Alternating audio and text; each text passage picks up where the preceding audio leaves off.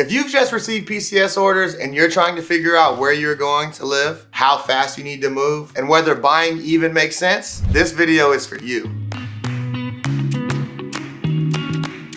Hey, I'm Kaleo Keenan, aka Agent K with Cova Collective Realty, and we help military families relocate to the Hampton Roads area. And this is one of the most common questions we get. Should we rent again, or is it finally time to buy? There's no one-size-fits-all answer, but there is a smart way to think through this decision so you're not guessing or rushing into something. Let's start with the big picture. Does buying during a PCS make sense? A PCS is a reset. New base, new routine, new chapter. If you expect to be at your next duty station for at least 3 years, buying often starts to make some sense financially. One important thing right away, start early. As soon as you receive orders, begin the conversation. Most buyers start their search about 60 to 90 days before their move, which gives you time to get organized instead of making rush decisions. Now let's talk about the part that most people get stuck on. The rent versus buy reality during a PCS. Let's keep the math simple. Say your monthly housing cost is $2,000, whether that's rent or a mortgage. Over 3 years, you are spending $72,000 either way. If you rent, that money is gone. If you buy, that same monthly payment works differently. A portion of every payment goes towards paying down your loan balance. Over 3 years, that can add up to tens of thousands of dollars in equity, depending on your loan. And if the home appreciates even modestly during that time, you may walk away with an additional value when you sell or rent it out. Do you want to leave this PCS with nothing, or with an asset you can carry into the next chapter?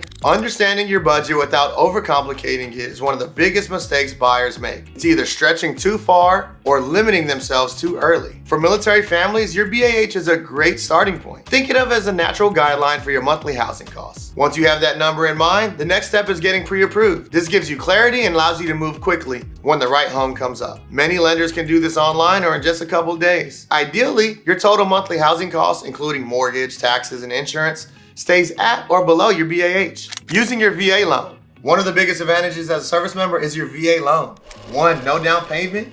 2, no private mortgage insurance. And 3, super competitive interest rates. In order to get a VA loan, you will need your certificate of eligibility, and your loan officer can definitely help you obtain that. Something to consider, there is a VA funding fee. This is usually between 1.5 to 3.3%, and in most cases it is rolled into your loan. However, if you have a specific percentage of disability, this VA funding fee can also be waived. As with most loans, there are other costs to be considered when purchasing your first home. Home inspections. These typically cost a few $100s. Appraisals. These are usually around $500. And closing costs usually fall between 2 to 4% of the purchase price. For a $400,000 home, that's roughly $8,000 to $16,000 that you would want to save in order to be the most ready you can be to purchase your first home. However, remember, every transaction is different, and some of these costs can be fully negotiated, which you will see sometimes people come to closing with no money down. I still recommend setting aside another couple $1,000s for move-in expenses like changing locks, small repairs, and utility setup. This buffer just makes the transition much smoother. Buying from across the country. Buying a home from out of state is normal for military families. The key is having a team that understands military timeliness and long-distance moves. Many buyers purchase without seeing the home in person first. We do virtual walkthroughs, live video tours, and point out things you will not see in listing photos. Once under contract, your agent can attend inspections on your behalf, record videos,